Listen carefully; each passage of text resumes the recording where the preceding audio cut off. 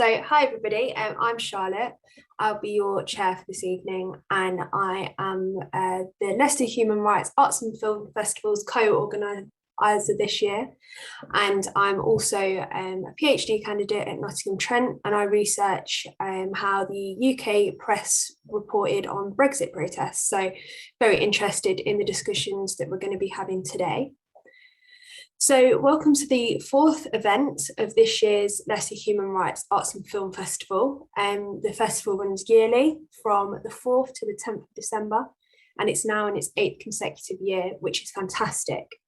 The festival aims to explore human rights issues through film and the arts, and to give a platform through which people can engage with human rights at home and abroad. So it aims to draw attention to International Human Rights Day as well, which is celebrated annually across the world on December the 10th. So our festival ends on the 10th of December. So today we're going to be talking about Brexit, which I'm sure you're all aware has been a hot topic of debate since the referendum took place in 2016, when 52% of the voting population elected to leave the European Union. And although the UK left the EU on the 31st of January last year, Brexit remains a live issue, and its aftermath continue to take up such a huge proportion of academic, social and public interest. And because of that, we're hoping to shed some light on some of the most prevalent after effects pervading the UK post-Brexit this evening. So, we've got some speakers on the panel today. We have three speakers. First up, we've got Ramisha Rafique, who is going to be speaking to us on the rise of Islamophobia in the UK post-Brexit and how this has affected Muslim women.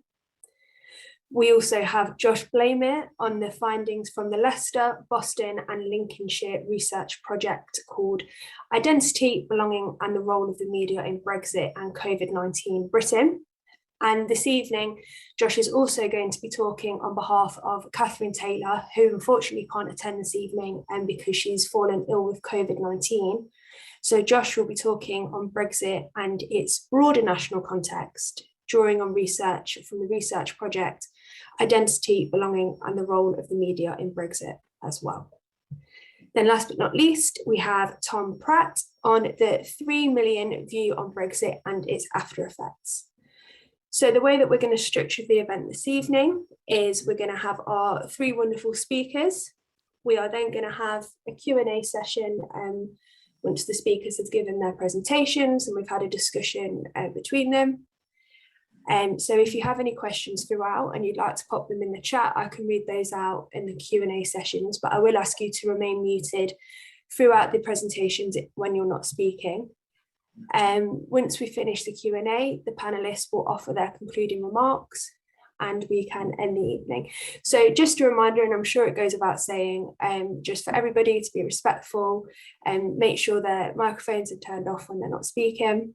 And I would just like to say as well that we are recording the event this evening, so we can put it on a different platform to hopefully reach more people. So if you don't want to be recorded, please feel free to turn your camera off at any time. Okay, so without further ado then, Ramisha, if you'd like to give your presentation. Thank you, Charlotte. Thank you for that very lovely intro. I'm just going to share my screen. Hello, everyone. Just give me a minute. So is that okay? Can everybody see that? Great, okay. So today I'll be discussing the effects of Brexit on, not so soon. So today I'll be talking about the effects of Brexit on rising levels of Islamophobia in the UK and how this affects Muslim women. Okay. So an overview of how I'll structure my talk is I'll talk about what Islamophobia is, which transition to what Brexit is in very brief terms, because I'm sure we all know what it is.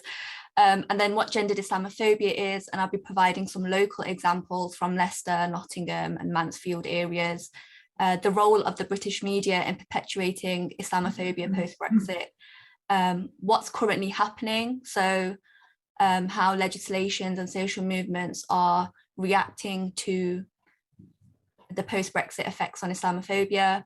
I'll share some further reading that I quote and reference during my presentation. And then, yeah, I'm happy to take any questions from anyone. Brexit. What is Brexit? Brexit, by definition, is the words British and exit joined together to coin one term that refers to the UK's decision to leave the European Union. But I want to look at what other people are saying Brexit is. So Nazir Afzal in 2020 said, in a country that had become angry and polarised, exasperated by Brexit on the horizon and resurgence of the far right, extremism, reactionary populism and nationalism are on the rise. Similarly, Kahindi Andrews in 2021 said, the vote for Brexit was driven in large part by a colonial nostalgia to make Britain great again by returning to the days when Britannia ruled the waves. Both definitions here highlight the populist nationalism, the racism and the secularism that comes out of Brexit and out of promoting the values that Brexit promotes in Britain. And I think it's a very dominant theme that both of these people speak about, and how Brexit has led to an increase of Islamophobia and increasing the feeling of populist nationalism and racism and secularism in Britain. So gendered Islamophobia and the effects of Brexit on British Muslim women. The hypervisibility of Muslim women based on their choice of clothing has proven that they are more vulnerable to the experiences of violent, physical and verbal abuse in social spaces based on their visibility. Key statistics from a recent report by Telmama in 2018 on Islamophobia and normalizing hatred highlighted that Muslim women made up 57%, that's 741, of 1,244 violent Islamophobic attacks in the UK. The majority of known perpetrators were male at 73%. That's 482 of 663. That's a big, big number. And 61% were white men. That's 404 of 663. And I think I'm emphasizing these numbers to emphasize how big the proportion is. And this very same survey also highlighted that Muslim women find it intimidating and scary to leave their home. So they are being forced to isolate and exclude themselves from society because they don't feel safe in a society that attacks them based on their visibility. Some local examples of this. So we'll start with the 2018 example from Leicester. Paul Moore, who ran over a Muslim woman twice and admitted to doing it because she was Muslim, he was sentenced. We also have examples from this November of Arab women in Nottingham who have come out about the abuse they've suffered and their children have suffered in Nottingham for being Muslim. And actually a couple of weeks ago, I saw this video on Instagram where two Muslim women with their child were being abused by this white male for being Muslim, and he's shouting at them and screaming at them. And as you can see in the subtitle, he wants to fight the woman for being Muslim. And I wish I could share that link, but I only have 10 minutes and the video is quite long and upsetting. So I'm happy to share the presentation for anybody who would like to see that afterwards. But these three events and situations just highlight that the situation in the UK has clearly not improved, but got worse. And the ideologies that have encouraged such behaviour come from Brexit and from other driving influences like this. So what's going on and moving forward? In the past year, we all know about the bans on hijab, niqabs and burqas in Europe. And we also have all heard of Boris Johnson's letterbox comments in regards to how Muslim women dress. In reaction to these incidents, legislations, comments, we have had in 2021 the hands off my hijab and hands off her hijab movements, which are social political movements that have taken place over summer 2021 in response to the bans on hijab, niqab and burqa in Europe. And in response to Boris Johnson's letterbox comments, we've got the Singh report that came out later on in summer 2021, which highlighted the issue of Islamophobia and Islamophobic sentiments in the Tory party, and offered a 6-step plan for them to tackle and counter Islamophobia, which we are still waiting to hear back on, but we haven't yet. And both of these things moving forward contribute to us as a society developing and becoming more inclusive, raising awareness, and finding a way post-Brexit to respond to Islamophobia and the rise in Islamophobia post-Brexit. So on that note, these are some texts that I think are very useful, and anybody that's interested in reading more about how Islamophobia has affected Muslim minorities, and in particular Muslim women in the UK post-Brexit, can refer to and read. And thank you very much for listening. If anybody has any questions, I'm more than happy to answer afterwards, I think. Yeah. Thank you.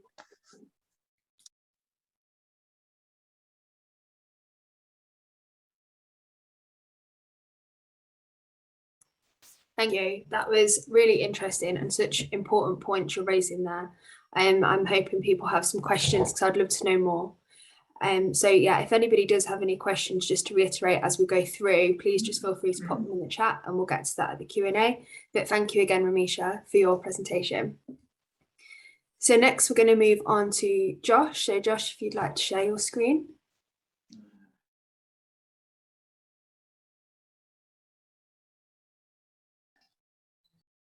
Okay, just bear with me 1 second. Remember how to do this.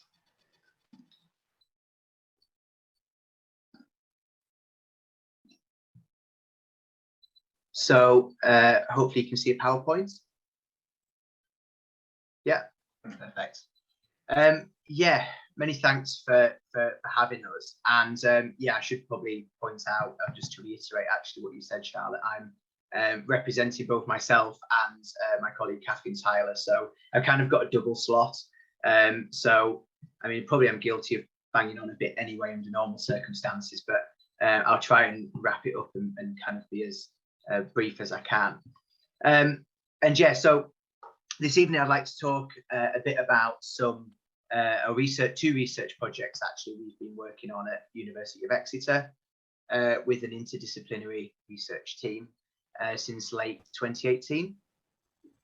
And I think perhaps just to give you a flavour of this project as a whole, before I turn to discuss the specific findings from Leicester and Boston, I kind of form part of a team of sociologists and anthropologists, and we've been conducting multi-sited residential ethnography, with one colleague in the northeast and another in the southwest, and myself in the East Midlands.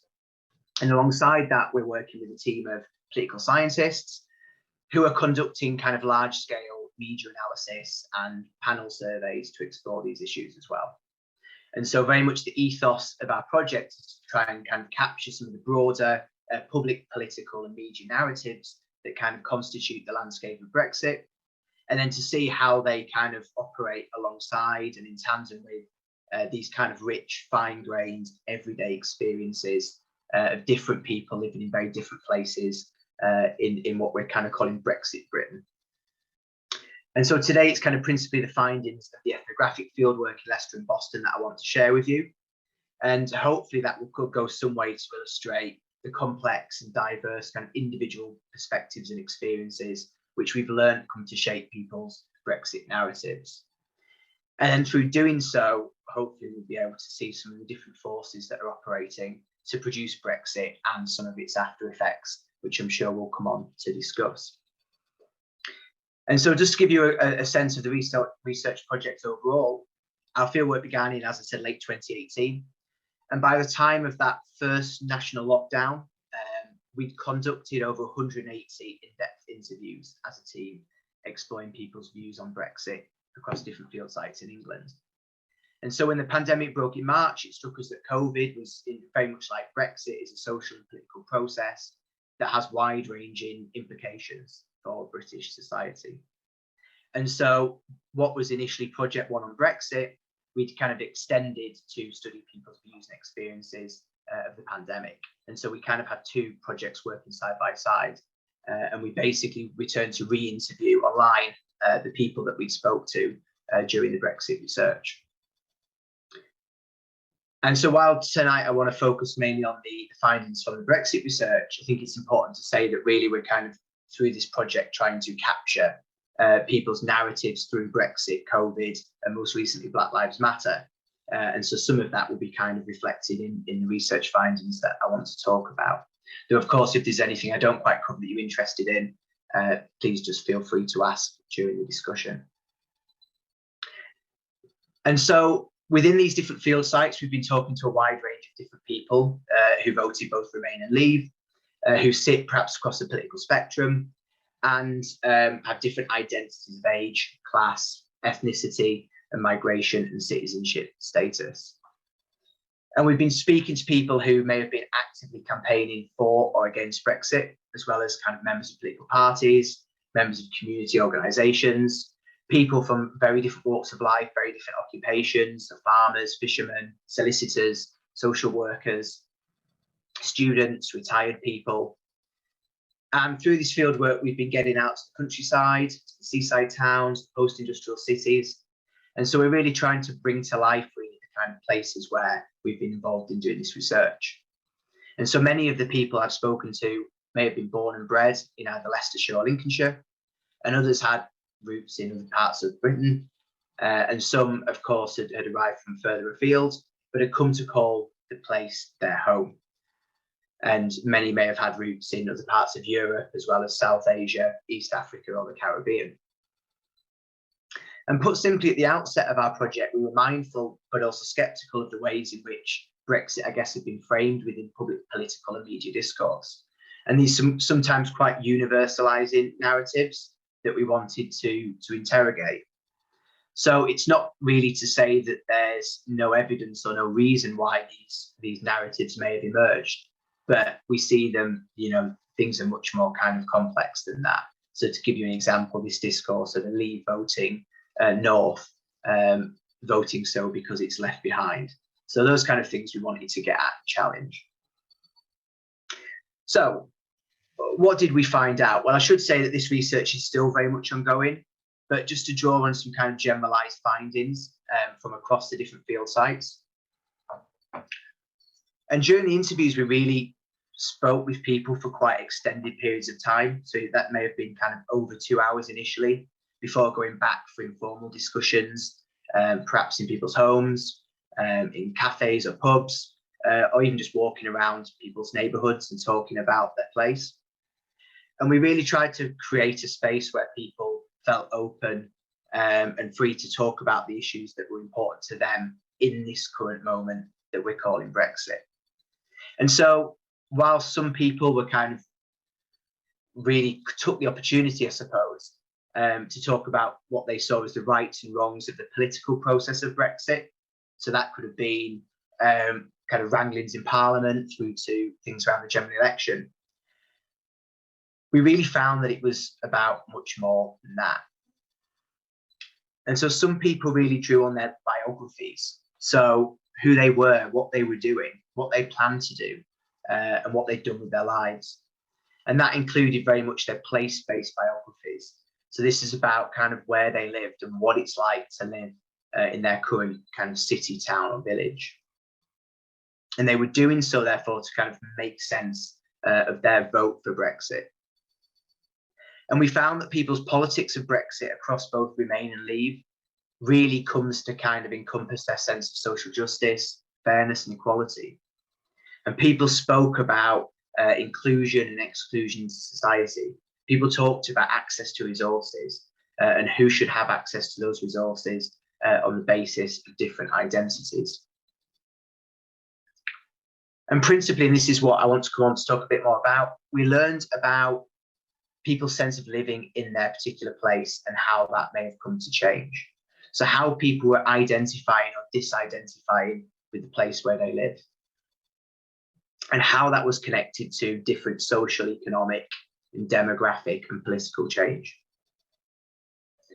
And what we really found that Brexit was really important when people came to think about the future. So that could be where they plan to live, or what Brexit may mean for their profession or industry, their mobility, their economic position. So Brexit being very much a prism through which people were articulating a great deal of other things that they had on their agenda. And so principally, it's no surprise to hear that for many people that we spoke to, Brexit cuts really deep. It's about the self, it's about their locality and the future, as well as the nation. And it's intrinsically about who people are. And we equally learned how Brexit can be a kind of deeply polarizing force, cutting across families and social networks, as well as we learned how different families and social networks were kind of finding ways to navigate some of these disagreements. And simply through all this, listening to people's kind of complex biographies and perspectives, this really challenged us to force these quite simplistic notions of kind of, let's say, older white working class leavers, perhaps living in deprived parts of Britain, that have been kind of positioned as being nostalgic, Eurosceptic and anti-immigration, versus on the other hand, Remainers who are often posed as being kind of pro-EU individuals living in prosperous and more cosmopolitan parts of England that are typically more younger, ethnically diverse and embracing of multiculturalism. And what we really find is that it's quite actually tricky to put anybody in these boxes once we actually really kind of dig down into people's everyday experiences and perspectives about Brexit. So if anybody's interested in some of these more general findings, I can talk about those during the Q&A. But let me move on to talk about the two field sites where I've been conducting my research. And so firstly, Leicester. We know that people in Leicester voted Remain, albeit narrowly, I think about 51%. And we know that people in Leicestershire altogether voted to leave. And of course, as the city, Leicester shares something more specific in that it's this kind of one of the most multicultural cities outside of London. And I guess for that reason, many commentators suspected that there will perhaps be a larger Remain vote.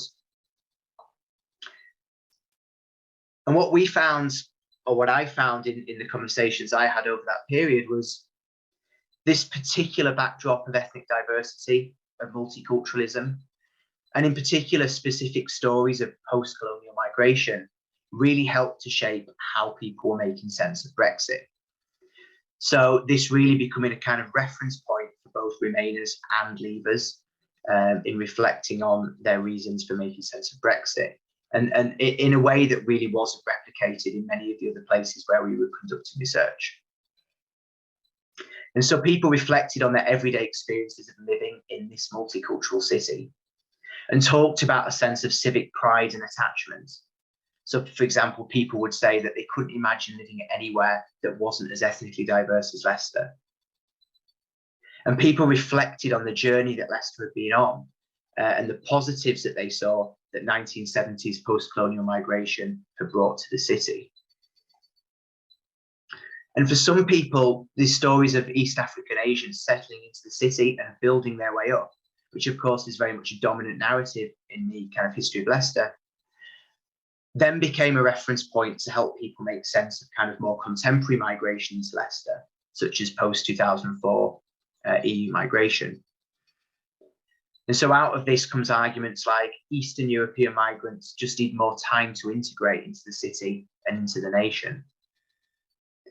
And equally, many white British people reflected on having initial prejudices or fears about kind of growing ethnic diversity of their neighbourhood in previous years, but talked about having kind of what having face-to-face personal contact meant in terms of allowing them to challenge some of their own prejudices.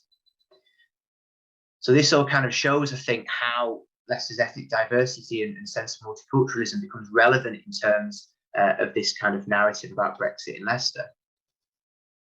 And interestingly, where people did kind of, or where I encountered anti-immigrant narratives, they were more often than not directed more towards the national scale.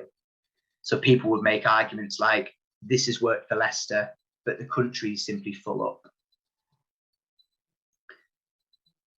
And equally, stories of post-colonial migration into Leicester kind of acted as a reference point for East African Asians or South Asian Leave voters who'd previously settled in Leicester in the 70s, who used that kind of story to reinforce their status as British citizens, and in turn draw distinctions with perhaps those kind of newer forms of migration into Leicester since 2004.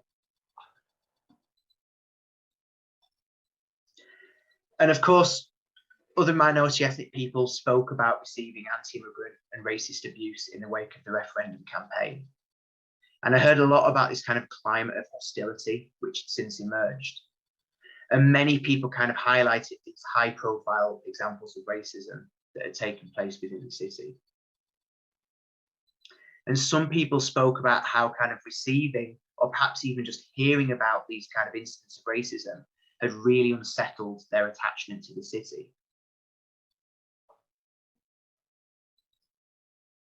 But I think to kind of open this out a bit, many people also spoke about their everyday experiences of things that seem quite banal, but they're really not. Things like traffic and air pollution, as well as things like the introduction of universal credit, low wage employment and 0 hours contracts, and things like increasing homelessness. So these were all things that I guess people basically wanted to put on record when talking about Brexit, more so than necessarily talking about whether a deal would go through or not. And of course, a lot of these issues kind of took on added prominence just months later, following the onset of the pandemic in Leicester. And I think on the whole, though, Leicester, many of my participants at least still very much reflected on Leicester as being this kind of diverse, tolerant and comfortable place to live, and reflected on Leicester as being quite a friendly, welcoming place, very much kind of being a relatively small city, kind of being wrapped up within that kind of discourse as well.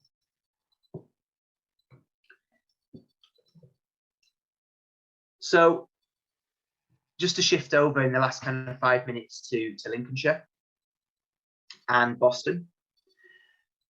So Boston recorded the highest vote to leave in the country, around 75%. And similar results were recorded across the region. And for anybody that doesn't really know much about Boston, Boston's a market town situated in the rural county of Lincolnshire, in the east of England there. And the county kind of plays host to a thriving agricultural and horticultural sector. And that has kind of really grown in recent years, due in part to the greater availability of migrant workers. And so the town's experienced quite substantial population change due to post-2004 EU migration. And these transformations have been accompanied by a kind of a popular narrative, if you will, of tension and division across nationality, leading a centre-right think tank to label Boston as the least integrated town in the country. And so it's therefore against this backdrop that various commentators have explained Boston's support for Brexit, and where the town kind of comes to stand as the poster child of white working class grievance and the so-called left behind. Though I should say, interestingly, the town kind of complicates this narrative because it is a major node within kind of wider supranational networks of trade. But at the same time, these growth factors aren't really kind of captured in the town's wider socioeconomic dynamics. And the town really suffers from a lot of really poor socioeconomic and health outcomes. And so in Boston, what I encountered really was a quite broad consensus for Brexit, and a real social and kind of intergenerational empathy and shared understanding around the referendum decision. So this is just obvious, right? And that again was not replicated in other places we were doing research, where we encountered a greater degree of kind of social polarization around the topic. Oops. And one thing that really jumped out in Boston was this really deep-seated frustration at the ways in which the town's been represented within the national media. So the town has kind of hit the headlines for being the murder capital of Britain, the obesity capital, and through kind of media vox pops, has often been portrayed as a kind of as a citizenry that's quite politically ill-informed about Brexit and what it would mean for the town and the country. And people, were very keen to put on record their frustrations at some of these kind of representations. And instead then, while the media was very, very keen to reflect on how residents responded to debates around immigration, people really wanted to talk to me about kind of much more everyday frustrations about things like traffic, fly tipping, and things like increased crime and antisocial behaviour, as well as wider fears around things like economic change, so the decline of the market and the high street, the lack of affordable jobs and affordable housing, and the migration of young people to cities, which is seemingly quite a big thing. And so overall, there's kind of this like widespread frustration, but also fear that life's simply getting worse and worse. And so while post-2004 EU migration is inevitably tied up within all this, and certainly forms a reason for some people's vote to leave, the people I spoke to had a lot of other things to say and a lot of other people to blame as well, be it the borough council, the county council, and as well as national government, who they see as kind of like having failed to address some of these more long-term structural challenges. And therefore kind of immigration forms very much part of people's narrative. But there's also kind of emerging critiques about, well, who has control over this town and who has the power to shape this place? So people very much kind of pushing responsibility back onto some of the wider global structural economic forces that are simply kind of not given space within these media accounts on Brexit. And so when you ask people about immigration, people tell me that immigration to Boston has been too much too soon, relating to the numbers of people and scale of the migratory flow.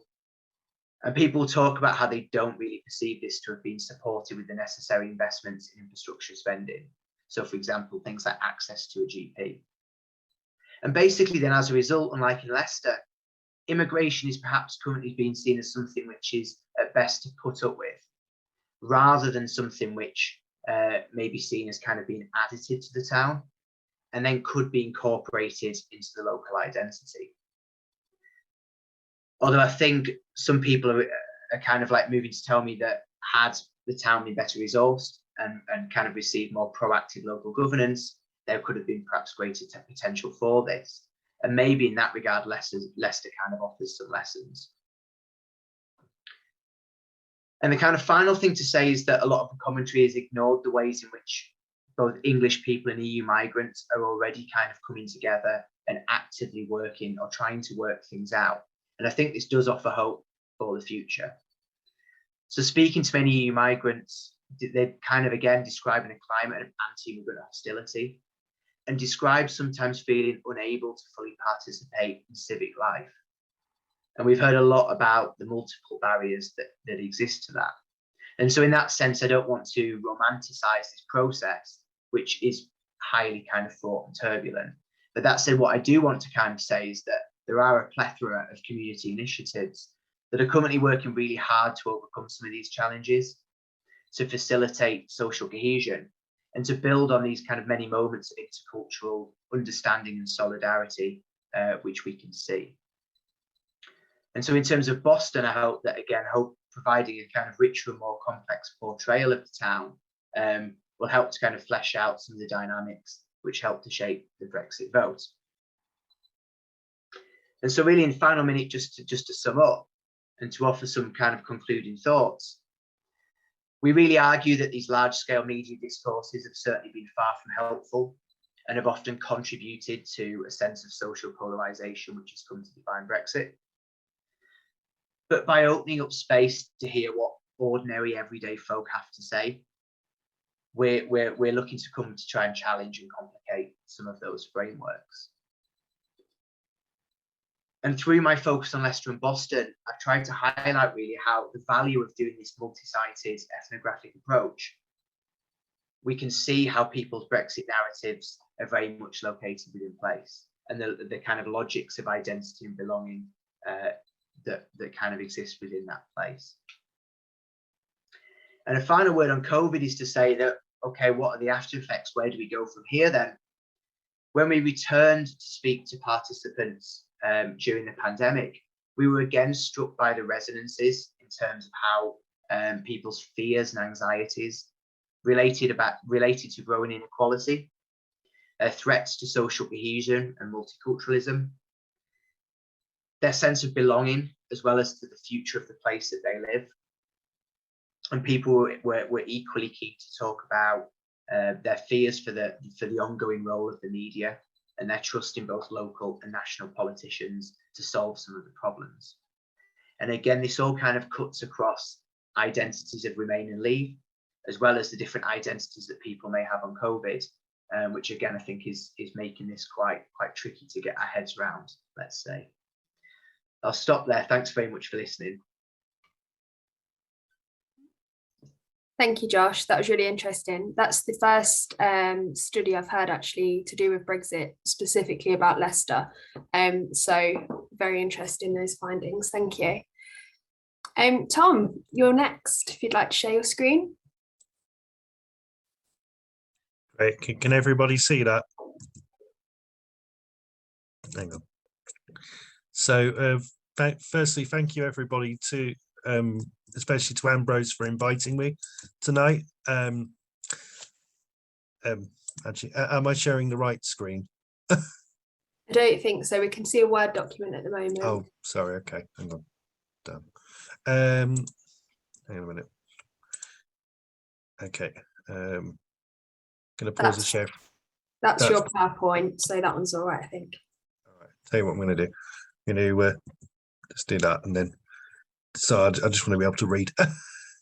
Okay, so I'd like to thank everybody. I'd like to thank Ambrose for inviting us to contribute tonight to this discussion. I'd also like to thank the 3 Million for allowing me to speak on their behalf tonight.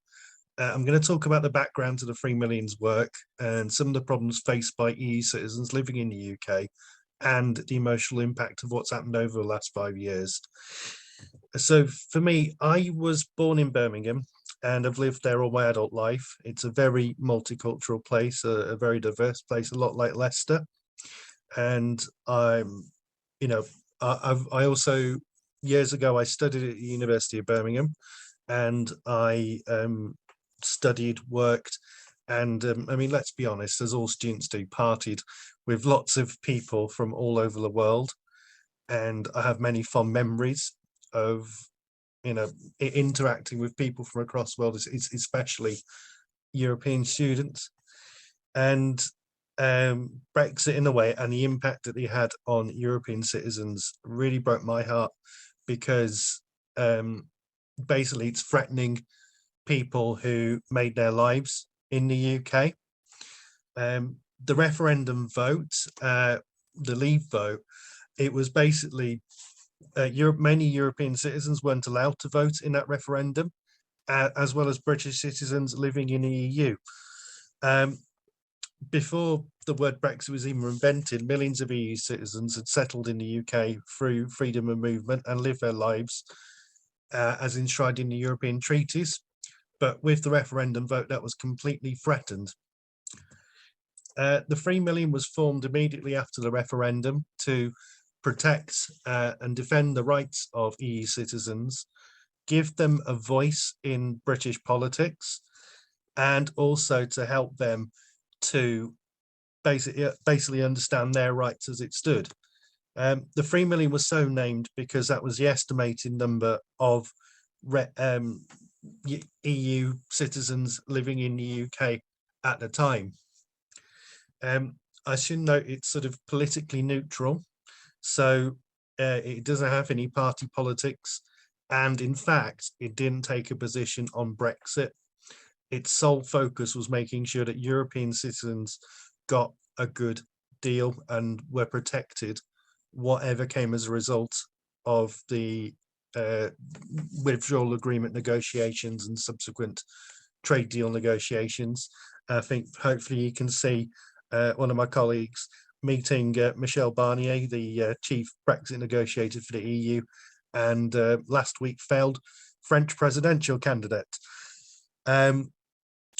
They teamed up with the British and Europe group to call for negotiators on both sides to take citizens' rights off the table. You may have seen the phrase, "We are not a bargaining chip." And unfortunately,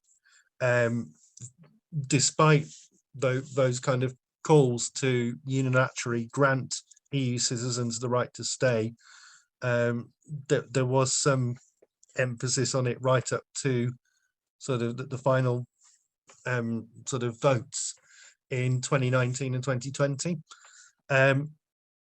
However, the fact that the UK left the EU with a withdrawal agreement in place in January 2020, it could have been a lot worse if there'd have been a no deal scenario. So that there was some sort of positives, but not a lot. In 2016, during the referendum campaign, Vote Leave made promises. There will be no change for EU citizens already lawfully resident in the UK. EU citizens will automatically be granted indefinite leave to remain in the UK and will be treated no less favourably than they are at present. Now, I think it's quite important to bear this slide in mind because I will be coming back to it as we see sort of what happened. As I said, under the EU treaties, EU citizens came to the UK and were living, working, studying, and so forth. But with the sort of end of freedom of movement, and because the UK government basically decided that to meet the sort of referendum criteria, the referendum vote, freedom of movement had to go. This meant that the basis that EU citizens were in the UK had to change. In 2018, the UK government unveiled the EU settlement scheme. And basically every European citizen who wasn't a naturalised British citizen had to apply to the scheme. It was open in 2018 initially and then fully opened in 2019 and remained open for 2 years with a deadline being the 30th of June this year. If you had been in the UK for 5 years or more, you could apply for settled status.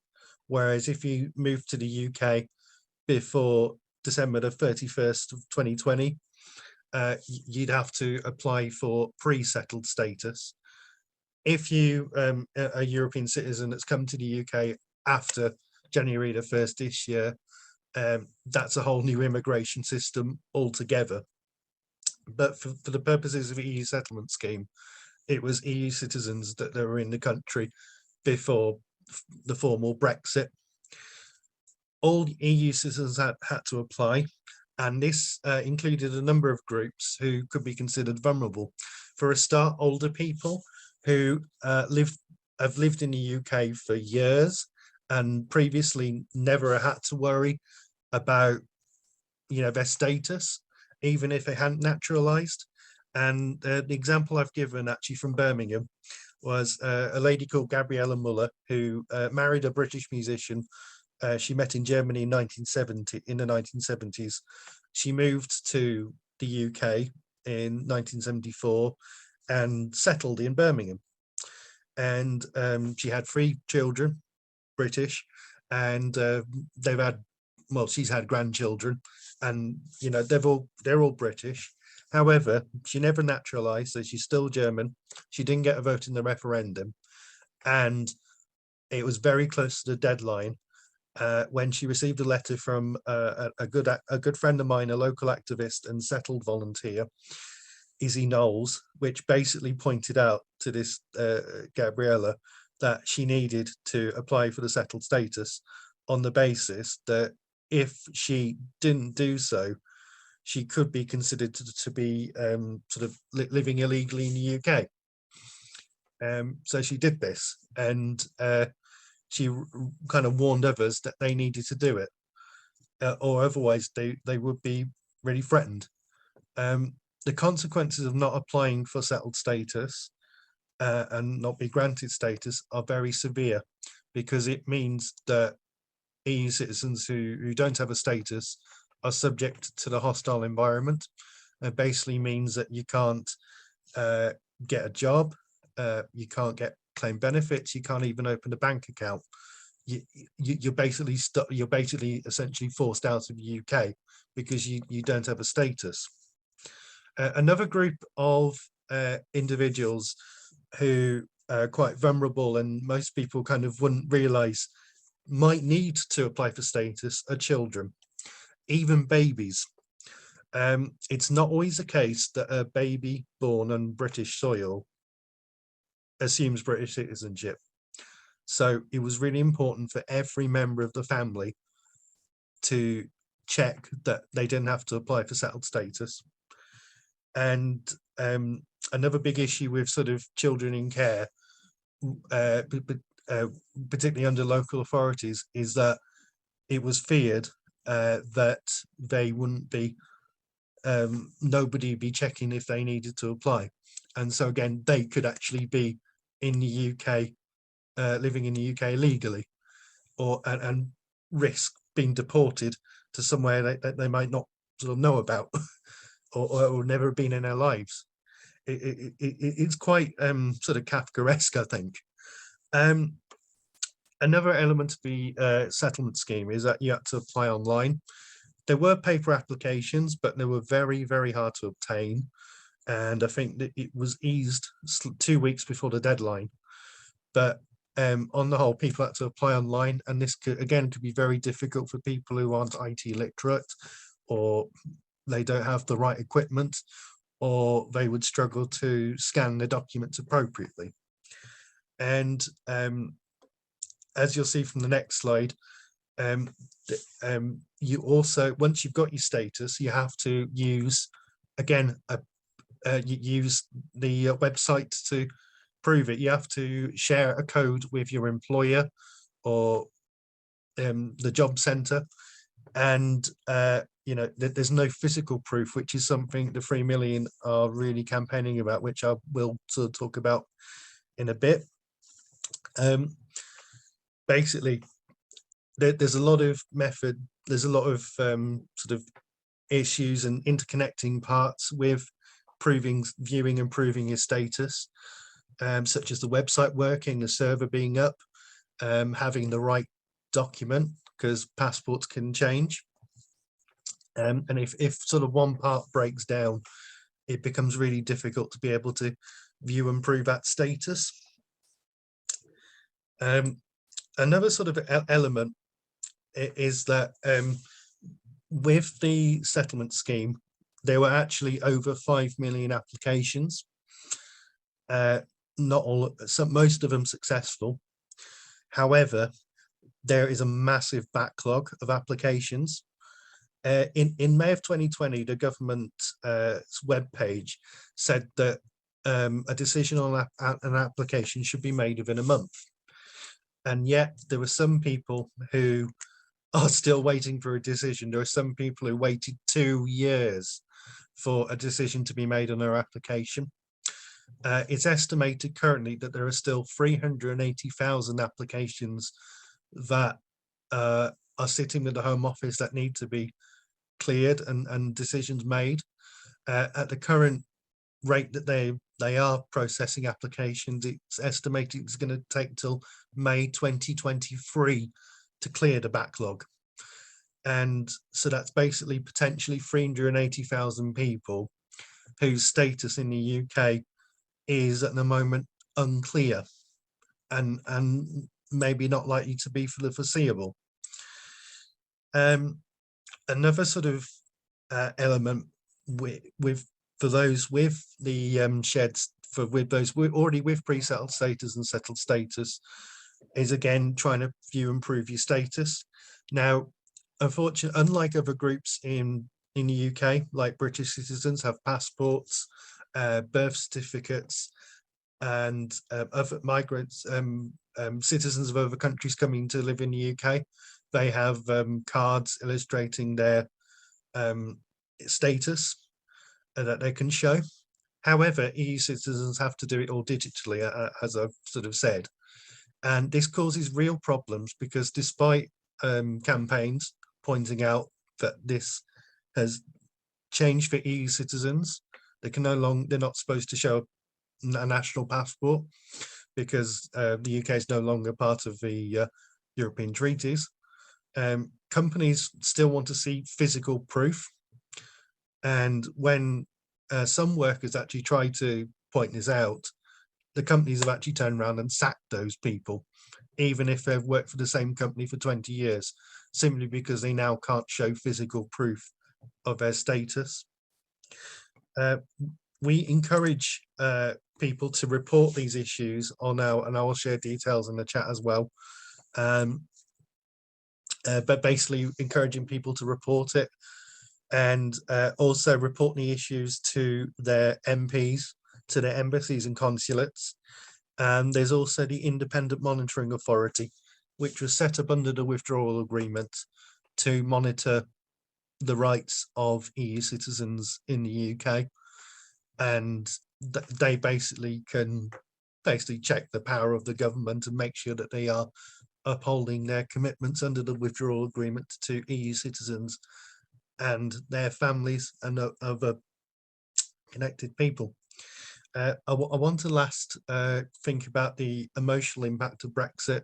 You see from this word cloud by Helen de la Cruz, the dominant emotions of, thank you, Mark, of betrayal, anger, sadness, anxiety, disappointment, frustration. We've had, our EU friends have still talked about stories like their child, for example, being very anxious that they're going to be removed from the UK and have to go and live again in a country that they've, apart from where their parents came from, they've got no prior connection. Another frustrating element is sometimes there'll be conversations with Leave voters who say, oh, we voted on the basis of immigration, and then that EU citizen will point out, well, hang on, I'm a migrant, and the Leave voter will kind of retort, yeah, but we didn't mean you. and yet here we are. If you sort of enjoy some reading over Christmas, the In Limbo series is very powerful, and some very sad stories about the thoughts and reflections of EU citizens in the UK immediately after the Brexit vote and how it's affected their lives. As Ramisha said at the start, unfortunately there has been a lot of xenophobic abuse, and particularly in the weekend after the referendum. Eastern Europeans in Birmingham were targeted with abuse, and unfortunately it does sort of, abuse does still continue. I'd sort of say overall in the 5 years since the Brexit vote, the promises of the Vote Leave campaign have not been kept, and in a submission to the Independent Monitoring Authority this month, the 3 million stated quite categorically the UK is failing in its obligations under the withdrawal agreement and to the millions of EU citizens and family members that it's committed to protect. And that's based on the problems of the backlog, and it's based on the problems of being able to share your status with anybody that wants to see it. And there are various campaigns which I'm happy to talk about in the Q&A section shortly. And you know, I'm very happy to talk about the campaigns that we are doing, because the issue of EU citizens in the UK, their rights have been impinged, and the 3 million will continue to campaign to make sure that the promises of the Vote Leave campaign are kept to. Thank you. Thank you, Tom. Another really interesting presentation. I think it's excellent how our 3 speakers this evening are approaching, you know, the general theme of Brexit from such different perspectives, and it gives us a really like holistic view of the, you know, kind of what's going on at the moment. I'd really like to turn again to the speakers and just see if the 3 speakers had any questions or comments for each other, or could draw any similarities or not between what they were studying. And after that, we can turn to a Q&A with the audience as well.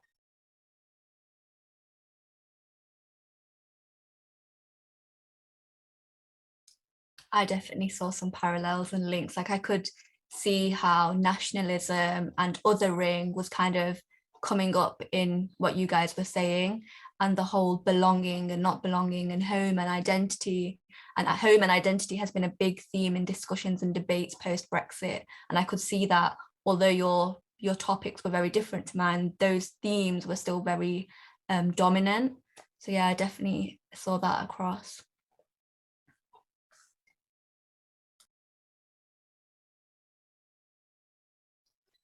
Excuse me, I should have coughed before I took it off mute. Yeah, no, I mean, just really to echo what you both said. I think really enjoyed both of your presentations there, and being able to kind of see this this issue from so many kind of different perspectives that are ranging from kind of what I was trying to show with this really rich, fine-grained analysis of that Brexit is about kind of some of these everyday frustrations at being stood at the bus stop, and you know, the buses being cut, and how they're connecting that up with various other kind of things that have happened in the place that they live, through to these kind of like, yeah, scathing kind of policy changes that completely kind of the upheaval that creates in people's lives, which you talked about at the end, Tom. So no, I mean, don't really have anything profound to say, except I enjoyed your presentations both very much, and I think we've really kind of captured something there about what this moment means. Thank you, Josh. I think you're quite right. Any more comments from the speakers, or should we open up the questions to the floor? Yeah. Okay. Cool. If it's okay, I've got a burning question that I'd quite like to start us off with. So my question is for Ramisha, and I would love to know more about your research and kind of like what specifically that you have found or are seeking to find in your analyses, and on kind of what field you're coming from as well. Nice question, thank you. I thought for a minute I was like, oh my god, what's she going to ask me? But no, so my PhD project the title is The Ontology of the Post-Colonial Flaneur and Decolonisation in British Muslim Women's Writing. And I'm doing a creative critical project in which I look at literature or poetry produced by British Muslim women and how they engage with place, but also Charles Baudelaire's flaneur, and Lauren Elkin's flaneurs, in post-colonial contexts. And then for the creative element, I am creating a pamphlet length of travel poetry and prose, engaging with the role of the post-colonial flaneurs.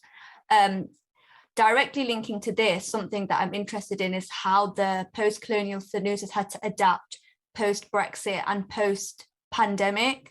So it's not just in terms of race and religion, but also class, location, national identity, all these different build-ups that are now changing and developing our environment as writers, as creatives, as critical thinkers and researchers.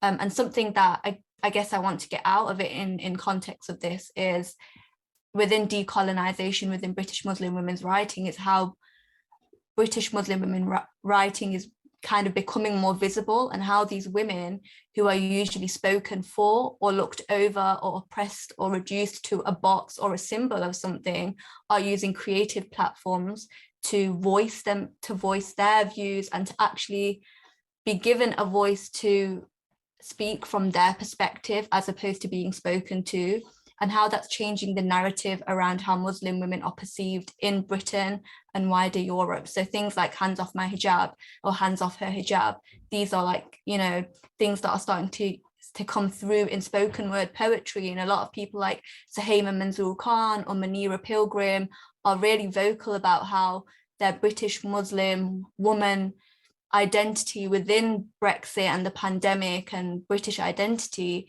needs to be spoken about more, and what kind of oppressions and things they face in society and how they're using their creative platforms to tackle that.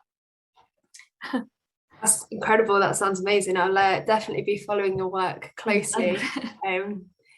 This just sounds like such important work, so thank you for sharing that with us. No problem, thanks. Mark, would you like to go ahead?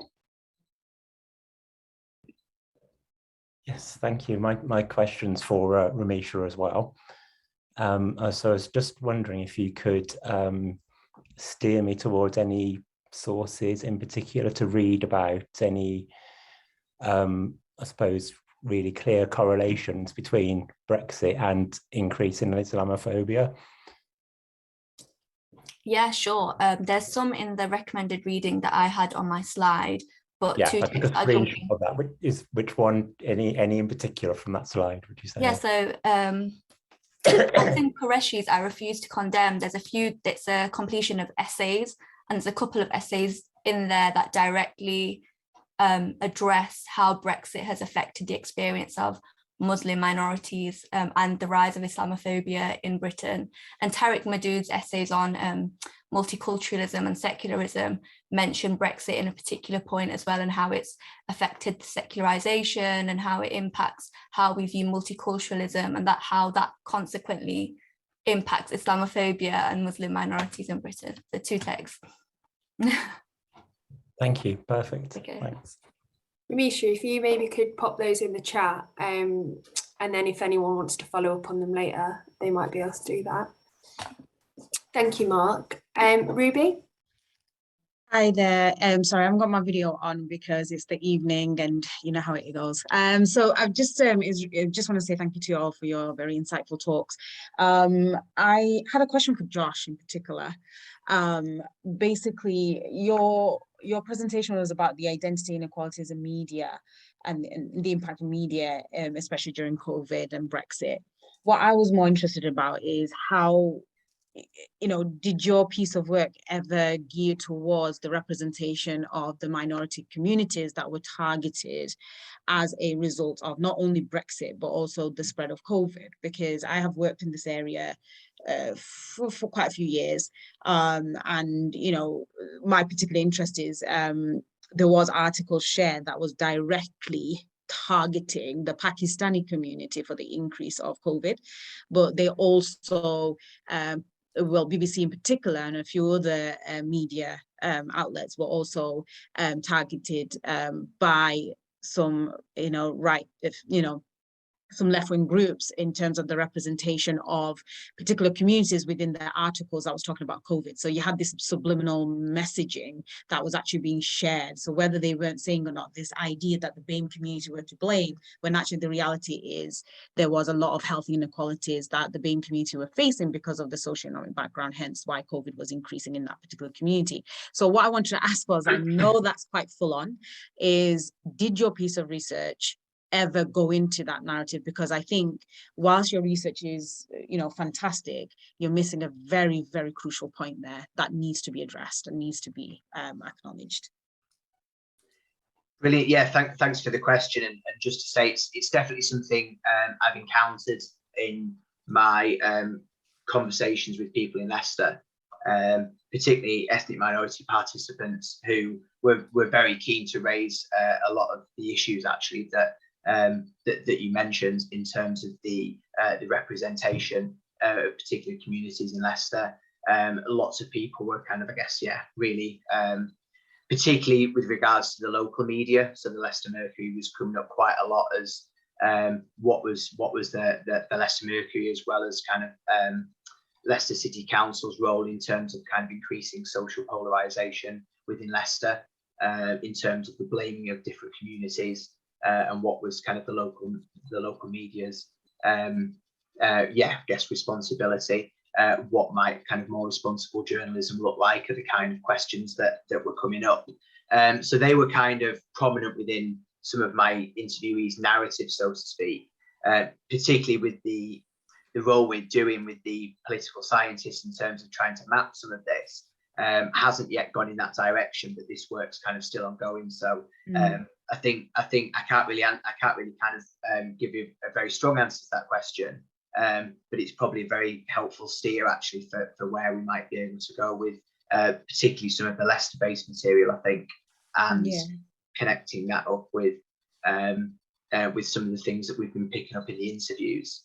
So yeah, I mean, to give you a sense of one of the things we're doing in terms of kind of capturing media narratives. So, and this isn't, I guess, related to your question, but just to give you an example, when I was in Boston, yeah, it really came out quite organically there. That wasn't something that I was certainly aware of before I went and did my fieldwork there. Was people kind of really frustrated at how the town had been represented in the media. So with my political scientist colleagues, we've been able to basically map and make sense of how Boston's coming up in the media and how precisely it is being talked about. So what we're able to do is to kind of connect people's perceptions of how the town's been reported and the issues that the town's kind of been connected with what we can actually measure at the more kind of larger quantitative scale. So just to say, like, maybe there's something we can do there in terms of trying to actually capture in a much more nuanced way what's going on. Yeah, my main point was, obviously, if your research is steered in a particular, I guess, narrative or idea, or you're following one particular route, I think it's crucial to mention it. So even if you don't look into it, I'm sure your research will be accessed by many others, and that could be an area of exploration, because I think it's so crucial, having worked in that sector and with people who are largely affected by it. You know, it's so important that as researchers and academics in the area that we also highlight it in whatever capacity we have, especially because you've mentioned in interviews. I think it's crucial. But anyway, thank you so much for that answer, Josh. No, I mean, thank you very much for the question. Just to say, it's a shame I delivered a workshop, I think, which Ambrose was present for last month, and we talked quite a lot about the media. And it very much came up more so in interviews around COVID than it did Brexit. So that's very much kind of why my focus tonight it hasn't really come through as much. But that is a very useful reminder. So thank you very much. Thank you both. Diane, have you got a question? Deanne, I'm from Sorry. Bristol, and I'm just a stone's throw from the 3 million HQ. So I've been involved a bit there through my husband having to apply for settled status. But my question is actually for all the speakers. I've been an academic, and I've also worked in early years, and I've done ESOL. And what I'm wondering is, the education that my child received, our son received, at an inner city school in Bristol, included personal and social education and multicultural impacts within his life, and how, you know, they were getting Black history and all sorts of wonderful things. It was rare, but it was pretty good in Bristol. But what I'm wondering now is are these effects that are coming at us now, are they being integrated into the national curriculum? Surely children should understand and be supported if they're victims of all these things. And I'm just wondering, is it happening, or are we, I mean, I'm being very optimistic, I think, but I would like to think it was happening. The Home Office closed down Section 11 in the 90s, so they did all they could, but it still went on a little bit. But does anybody else know anything about this? You know, is it happening?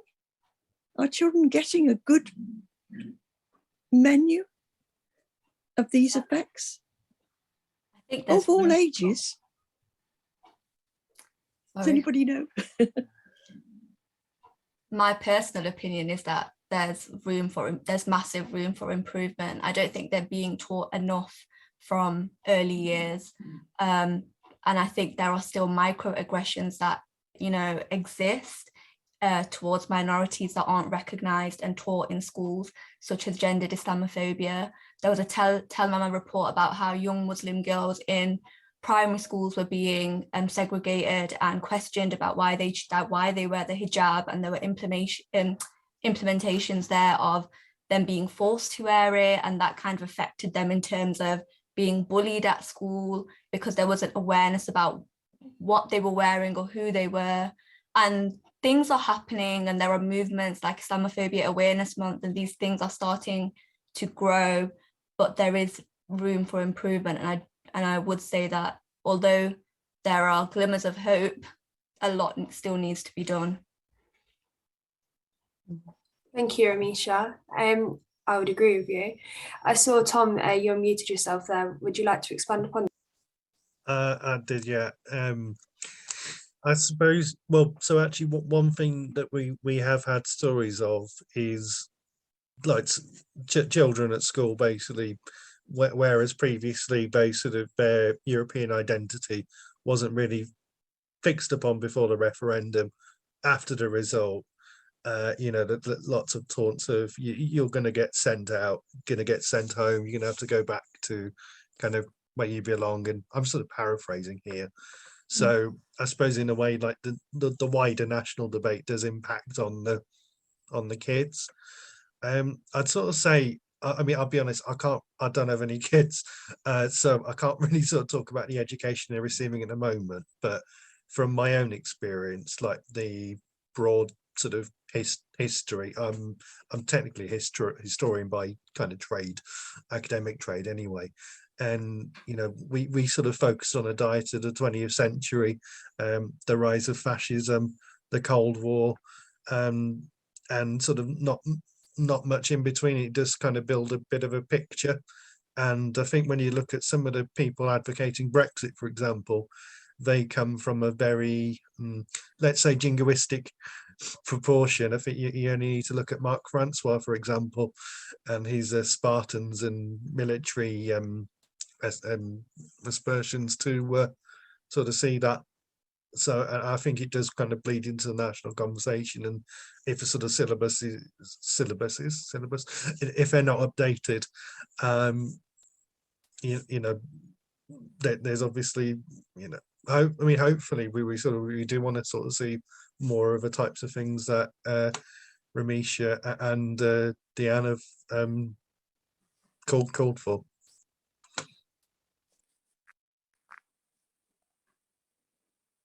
Thank you, both. I have another question, actually, if that's all right for all the speakers. In my own research, so I study the press representation of the pro and anti-Brexit protests. So the scope of what I study in relation to Brexit is very narrow, really. Like, it's more to do with protests than it is to do with Brexit itself. But something that I've found quite often in the paper, that the press that I analyse, is that, we touched upon this earlier, Leave voters are often represented as white, older, northern men.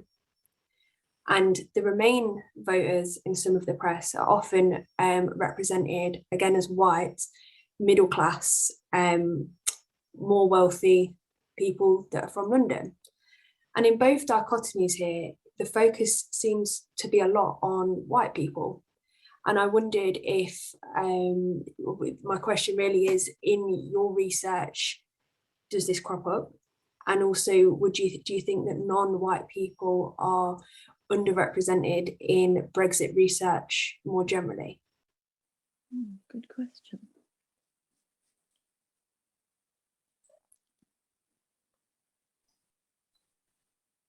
I can go first if no one else is jumping in. Yeah, I think that's a really good question. Certainly from the perspective of our research, what you first talked about, those what we call the explanatory model of Brexit, if you like, what you just described, that's what the media, what social commentators, journalists, even many academics begin with, is this kind of basic understand what constitutes a Remain voter, what constitutes a Leave voter. And as you say, well, what we've tried to do kind of from the very start is to try and challenge and complicate some of those narratives. And through doing so, obviously, we've encountered a wide range of perspectives, and we've spoke to a wide range of different people across these different identities. So that's something we've very much tried to do, and hopefully try to reflect a bit in our research.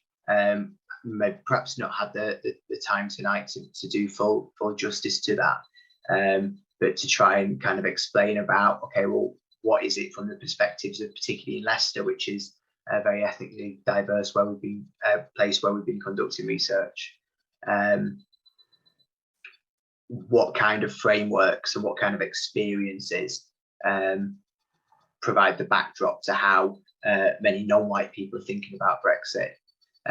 But I should say also as well, like we also then had problems in terms of achieving that kind of representation, which speaks, I guess, wider barriers in terms of like how we conduct this research and perhaps what other approaches we could have taken to ensure that perhaps, but I think broadly we did have a sample size you may describe as being kind of representative, but certainly more work could have been done from our perspective, I think, to portray an even kind of richer and more nuanced view. Thank you, Josh. I'll look forward to reading your work.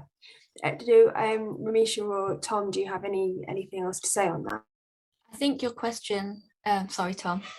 No, it's fine, go ahead. Your question really made me think about the visibility of racial and religious minorities as British citizens, and whether the media is playing a role in recognising them as British citizens in their narrative of Brexit and identity. And I think something that's very clever and that is worth pointing out in what you've said is that them focusing on the white majority excludes and makes less visible the religious and racial minorities in Britain. And that then, by kind of portraying that they don't even exist, plays into their hands of not raising awareness about the issues surrounding them, about multiculturalism in Britain. And I think it all plays into that very populist nationalism narrative that I was speaking to about at the beginning of this. Thank you, Ramisha. Tom, what were you going to say? Thank you. So I think it is right, kind of generally predominantly does seem to be about the majority sort of white community. But the same, for example, with settled status, that there were concerns about BMA communities such as Somalis who might have Dutch citizenship or other citizenship for elsewhere in EU, and for example, Africans with links to France, Portuguese citizenship. And so there was there was a real effort to basically make sure that those communities were aware that they might have to apply for settled status themselves. It's quite interesting because one of the big fears from the government's handling of a settlement scheme and EU citizens in general is that we might actually end up seeing another Windrush type scenario.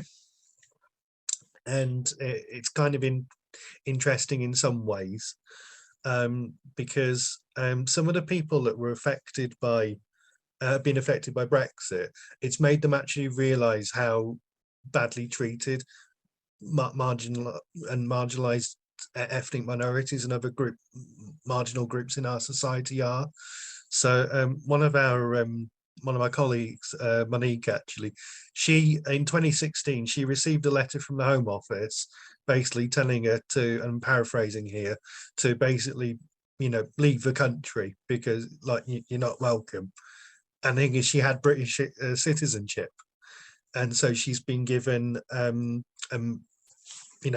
she and others have been sent deportation letters even though they don't sort of have British citizenship. And it's actually more, I was quite struck reading a article about the Nationalities and Borders Bill. If the government basically is allowed to, if Home Office is allowed to strip British citizenship, it could potentially affect 2 in 5 of BMA British citizens, which is potentially millions of people, which is really shocking. I do think though that a lot of the narrative is unfortunately all about sort of white people. We can always improve. I mean, especially in cities like Birmingham and Leicester. We have to reach it. We have to be sort of have a diverse response and sort of point out that what's affecting one community can easily affect others. Thank you all. Does anybody have any more questions for our speakers?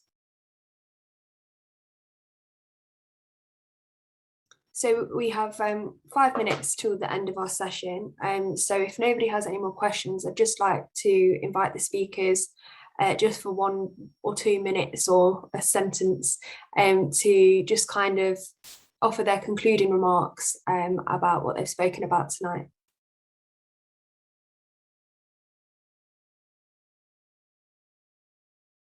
Shall I go first? Yeah, go for it. Okay.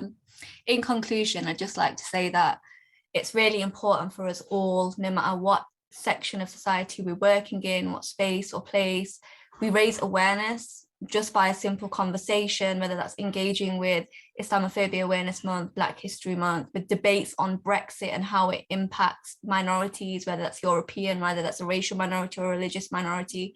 It's just the conversations that are really important. And I think having panels like this is crucial to that development and raising that awareness. So thank you very much for everyone that's contributed to it tonight. I've learned a lot, and I hope you guys have too, and I hope we can all take that away and use it in our lives away from this panel. Thank you, I hope so too. Josh, would you like to go next, and then Tom to conclude? Yeah, I mean, just to echo really what Ramisha said, and I've really enjoyed this panel. Again, learned a lot, and I think our research and what I've tried to present tonight, what we started off on Brexit, we're now on this journey that's kind of taken through people's narratives on COVID. We're now journeying through people's perspectives on Black Lives Matter and the shifting kind of political and media landscape there. So we're very much again seeing these things as kind of like, in terms of thinking about the after effects of Brexit, interest in terms of kind of seeing where this is going, if you will. So I think hopefully our contribution has been to kind of make a contribution to try and locate, okay, well, what is Brexit? Where is it? What kind of a thing is it? How can we make sense of it? And doing so through like, a distinct focus on these two different field sites. But kind of watch this space from us. There'll be kind of more to come. And hopefully we can have something more profound to say about the later interviews that we've been doing at some point. Thank you, Josh. I look forward to hearing those, and I'll be keeping a close eye on your work as well, because I'm really interested in everything that's been spoken about tonight. So thank you. Tom, if you'd like to conclude. Yes, thank you. I'd like to echo the others in saying it's been a very stimulating discussion, and I've learned quite a lot as well. And I think it illustrates the importance of organisations like the 3 Million, who are normally sort of interested perhaps in one subsection, sort of reaching out to others and pointing out that our struggle in some ways is the same as other parts of society and other communities struggle. And it is really about having those conversations. And I think the other sort of thing to be aware of is like the practical effects of, for example, settled status and the settlement scheme, and this nationality and borders bill as well, if it goes through and amended, and how certain communities could be affected by that. Thank you so much. I would just like the opportunity to thank all of our speakers again this evening. As you say, it's been a really insightful conversation. I'm sure we've learned a lot from, and I've been thinking of questions that I didn't even know that I would have asked before. So I feel like this conversation's really, opened a lot of kind of possibilities for all the discussions that we'll continue having in the future. So thank you to all of our lovely speakers. Thank you to the attendees and your questions. And lastly, thank you to Ambrose as well, who has been organising this festival for the past 8 years. So without him, it wouldn't be possible. So thank you, everyone. Thank you for coming, and I hope you'll have a wonderful rest of your evening. We do have a few more panels going on throughout the rest of the week. So if you're interested, please have a look. We've got our pages on Facebook, Twitter, and a WordPress. So if you just like Google us, hopefully you'll find something else that you're interested in. So thank you all so much. Thank you. Thank you. Thanks, bye. Bye.